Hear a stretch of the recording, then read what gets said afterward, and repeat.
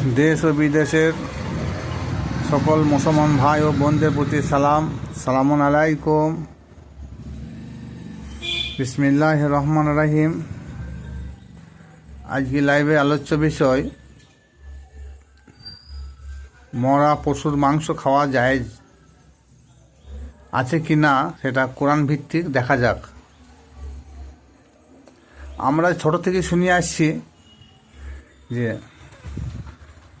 যে কোনো মৃত্যু পশুর মাংস খাওয়া হারাম, প্রবাহিত রক্ত খাওয়া হারাম, সুরের মাংস খাওয়া হারাম, আল্লাহর নাম ছাড়া গায়রুল্লাহর নাম করে যদি কোনো পশু জবাই করা হয় সেটাও হারাম। এটা আমরা শুনে আসছি, কিন্তু বাকিটা কিন্তু জায়েজ আছে কি না সেটা কিন্তু বর্তমান আমরা ছোট থেকে যেসব হুজুরদেরকে আমরা অনুসরণ করে এসেছি একদিন, তেনারা কিন্তু বললেন নাই, আজও বলে না। সেটা কি জানেন? সেটা আসুন আমি আপনাদের সম্মুখে একটু তুলে ধরছি। সূরা বাকারা আয়াত নাম্বার 173। বিসমিল্লাহির রহমানির রহিম। ইন্নামা হারামা আলাইকুমুল মাইতাতা ওয়াদ-দামা ওয়া লাহমাল খিনজিরি ওয়া মা উহিল্লা বিহি লিগাইরিল্লাহ ফামানি তুররা গায়রা বিহি ওয়ালা আদি ফালা ইয়াসিমা আলাইহি ইন্নাল্লাহা গফুরুর রহিম। আল্লাহ পাক রব্বুল আলামিন বলেছেন, নিশ্চয় আমি তোমাদের জন্য হারাম ঘোষণা করে দিলাম মৃত্যু পশুর মাংস, প্রবাহিত রক্ত, শূকরের মাংস, আল্লাহর নাম ছাড়া অন্য নামে যেসব পশু জবাই করা হয় সেটাও হারাম।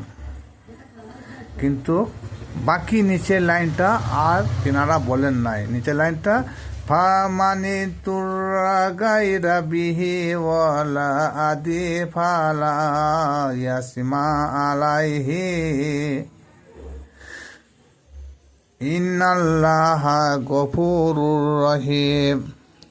কিন্তু মানুষ যখন কোনো নিরুপায় হয়ে যাবে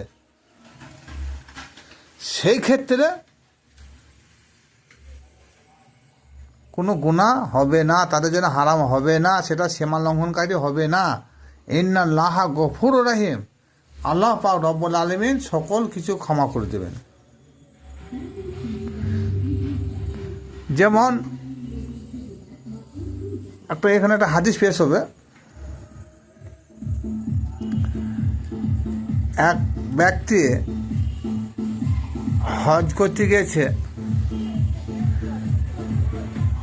তো সেই রাত্রিতে শুনছি দেখছি, তাই তো আজকে যে 4000 উপর লোক এখানে হজ করতে এসেছে। আল্লাহ পাক রব্বুল আলামিন কারো হজ কবুল করে নাই। দামেস্কে আলী চামার বলে একজন লোক আছে, সে বাড়িতে বসে বসে তার হজ হয়ে গেছে। তার হজের বাদ দৌলতে আমাদের সকলে হজ সব কবুল হয়ে গেছে। সুবহানাল্লাহ। তখন সে আবদুল্লাহ ইবনে মোবারক, তিনি যখন ঘুম ভেঙে গেল তখন তাই তো ভাবলেন, তাই তো আমাদের হজ যখন কবুলই হয় নাই, তাহলে আমাদের থেকেও লাভ নাই, চলো সেই দামেস্কে যাবো, সে আলী চামার কি আছে খোঁজ নেবো। সে কি এমন কাজ করলো যে বাড়িতে বসে বসে তার হজ হয়ে গেল। তার হজের বাদ দৌলতে আমাদের সমস্ত হজ আল্লাহ কবুল করেছেন। খুঁজে সেই দামেস্কে গিয়ে এক ভদ্রলোককে জিজ্ঞেস করছেন, ভাই এখানে আলী চামার বলে কেউ থাকে? বলছে হ্যাঁ আছে, আরটা এগিয়ে যান। আবার কিছুটা গিয়েছে, আবার জিজ্ঞেস করেছে কোনো এক ব্যক্তিকে, তিনি বলেন আরও একটা এগিয়ে যান। তারপরে দেখছে একজন ব্যক্তি জুতো সেলাই করছে। তো বলছে ভাই এখানে আলী চামার বলে কেউ আছে? ওই কি দরকার? তার সঙ্গে আমার একটা দরকার আছে। বলছি বলুন না। বলছি না, আমার যা দরকার তিনার সঙ্গেই আলোচনা করবো। ওই আমি সে আলী চামার। বলছি ভাই, আমি আপনার কাছে একটা কথা জানতে এসেছি। আমি হজ করতে গেছিলাম, তা আপনি কী এমন কাজ করেছেন যে আমাদের কারও হজ কবুল হলো না এবছর? আপনি বাড়িতে বসে রয়েছেন, অথচ আল্লাহ পাক রব্বুল আলামিন আপনার হজ কবুল করেছেন। বলছি আমি এমন তো কিছু কাজ করি না, তো আমার হজে যাবার এবছর নিয়ত ছিল একটা, আর কয়েক বছর যাবো করে যেতে পারিনি, কিন্তু এবছর দীর্ঘ নিয়ত ছিল যে যাবই। কিন্তু বাড়ি থেকে বেরিয়ে যাব সে অবস্থায় মনের মধ্যে হলো, তাই তো আমার বিবি 10 মাসের অন্তঃসত্ত্বা আছে, আজকালের মধ্যে হয়তো বাচ্চা প্রসব করবে। কিন্তু আমি ভাবলাম আমি তো 1 মাসের জন্য বেরিয়ে যাব, তার আগে হয়তো আমার স্ত্রী বাচ্চা হতে গিয়ে মারা যাবে কি না জানি না। তা আমার বিবির যদি কোনো কিছু খেতে ইচ্ছা করে তাহলে আমি তাকে এনে খাওয়াবো। তা সেই রাতের মধ্যে আমি আমার বিবিকে জিজ্ঞেস করলাম, আমার বিবি তো বলছে আমার এমন কিছু খাবারের ইচ্ছা নাই, তবে মনে হচ্ছে পাশের বাড়িতে কে কষা মাংস রান্না করছে, মাংস করছে। হ্যাঁ, তা ওই মাংসটা আমার নাকে খুব লাগছে, আমার এক বেটি ওই মাংস পেলে আমি খেতাম, আমার আত্মা তৃপ্তি পেত। বুঝ তাই বলে হ্যাঁ, কী করবেন? সেই রাত্রির অন্ধকারে প্রতিবেশীর বাড়িতে গিয়ে দরজা খটখটাচ্ছেন। বলছি কে? বলছি আমি আলি চামার। কী দরকার এত রাত্রিতে? বলছি তোমরা মাংস রান্না করছো? বলছি হ্যাঁ মাংস রান্না করছি। তা আমি তো আগামীকাল হজে বেরিয়ে যাব, তা আমার স্ত্রীকে জিজ্ঞাসা করলাম আমার স্ত্রীর কী খেতে ইচ্ছা আছে না আছে। তা সেটা আমার স্ত্রী বললো যে আমার ওই পাশের বাড়িতে মনে হচ্ছে কে যে মাংস রান্না করছে, তো ওই মাংস রান্নার ঘ্রাণ আমার নাকে লাগছে, তা ওই মাংস পেলে আমি একটা খেতাম। তা বলছি হে আলি চামার, আমি যে মাংস রান্না করছি না, ওই মাংসটা তোমার এবং তোমার স্ত্রীর জন্য এটা হারাম আছে, অবৈধ। বুঝ কারণ বলছি হ্যাঁ, এটা আমার জন্যে এবং আমার পরিবারের জন্য এটা হালাল আছে, এটা হারাম নয়, কিন্তু তোমার জন্য তোমার স্ত্রীর জন্য এটা অবৈধ বা হারাম। বলো কারণ? ওই কারণ আজ কয়েকদিন হলো তুমি তো ভালো করে জানো আমার স্বামী মারা গেছে, আমার কোনো পুত্র সন্তান নয়, বাড়িতে কয়েকজন ছোট বাচ্চা মেয়ে আছে। ওই বাচ্চা মেয়ে দুটোর জন্য আমি প্রতিদিন বাজারে ভিক করতে যাই। ওই ভিক্ষাবৃত্তি করি, আমি 2 পয়সা নিয়ে আসি, সেই 2 পয়সা নিয়ে এসে কী করি, বাজার থেকে খাদ্যদ্রব্য কিনে নিয়ে এসে আমার মেয়ে দুটোর মুখে আমি আহার্য প্রদান করি। তারপর বলছে গতকাল বা আজকে আমি কিন্তু বাজারে গিয়ে কারো কাছে ভিক্ষা করে 4 পয়সাও পাইনি এবং কেউ ঝি বৃত্তি করতেও লাইনি। মলিন বদনে ফিরে আসছি। তুমি পথে আস্তে আস্তে চিন্তা করলাম, তাই তো আমি যাই শুধু হাতে বাড়ি যাচ্ছি, আমার বাড়িতে দুটো ছোটো বাচ্চা মেয়ে আছে, সেই বাচ্চা মেয়েদের কী আমি জবাব দেবো? তারা সারাদিন না খেয়ে ছটফট করছে, তাদের মনের মধ্যে বড় আশা আছে মা সকালে বেরিয়ে গিয়েছে, নিশ্চয়ই আমার জন্য বাজার থেকে খাবার কিনে নিয়ে আসবে, সেই খাবার তারা ভক্ষণ করবে, তারা আনন্দ হবে। কিন্তু আমি যাই খালি হাতে বাড়ি যাচ্ছি, শূন্য হতে যে আমি বাড়ি ফিরে যাচ্ছি, তা সে বাচ্চার ছেলেরা যখন ছুটে আসে মা করে যে মা আমাদের জন্যে আজ কী খাবার নিয়ে এসেছো, তাদেরকে আমি কী জবাব দেবো ভাবলাম। তখন কি করব, পথের মধ্যে দেখছি তো একটা ঘোড়া বা গাধা, যেটা হাদিস শরীফে এসেছে, একটা সদ্য মারা গেছে, কে ফেলে দিয়ে গেছে ভাগাড়ে।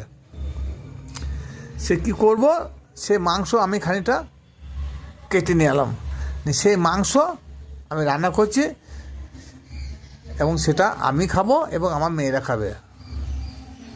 নিরুপায়, অসহায়, কিন্তু এটা আল্লাহ পাক রব্বুল আলামিন তোমার জন্য এটা হারাম করেছে।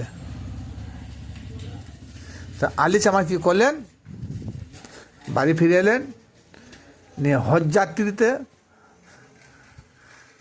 যাত্রীর জন্য যে টাকা পয়সা তিনি সংগ্রহ করেছিলেন, সেই টাকাগুলো একত্রিত করে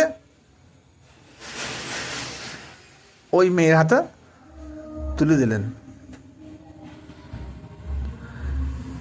এর থেকে আমি বেশি পুণ্য কাজ আর কিছু করতে পারি নাই। তাহলে এখান থেকে কি বোঝা গেল? অসহায় নিরুপায় ব্যক্তির জন্যে অবৈধ হারাম খাবার ভক্ষণ করা জায়েজ আছে, কিন্তু এ কথাটা আজ পর্যন্ত আমাদের কোনো আলেম সমাজ শোনায় নাই। আর একটা কথা আছে, এই যে প্রবাহিত রক্ত, এটা খুব সংক্ষিপ্ত বলবো। আল্লাহ নবী পাক সাল্লাল্লাহু তাআলা আলাইহি সাল্লাম কোনো এক যুদ্ধ থেকে ফিরে আসছেন, সঙ্গে বেশ কিছু সাহাবী ছিলেন। তো দেখছেন যে হুজুর পাকের নোয়ারানি শরীর থেকে, সেই নোরানি শরীর থেকে রক্ত প্রবাহিত হচ্ছে। তখন মালিক ইবনে সিনান সেই প্রবাহিত রক্ত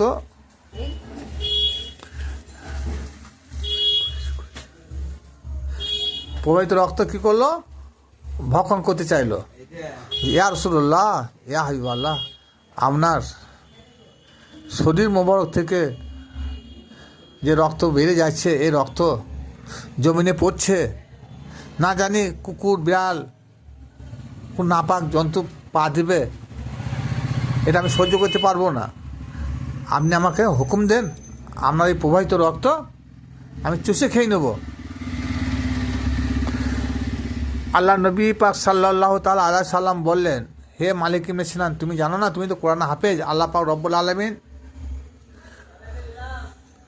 সূরা বাকারায় 173 নম্বর আয়াতে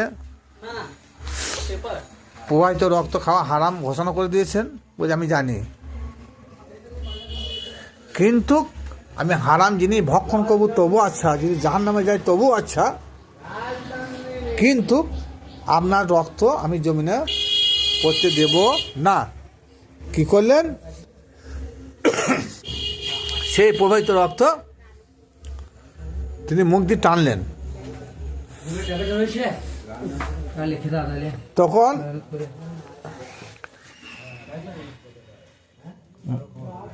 ওই মালিক ইবনে সিনান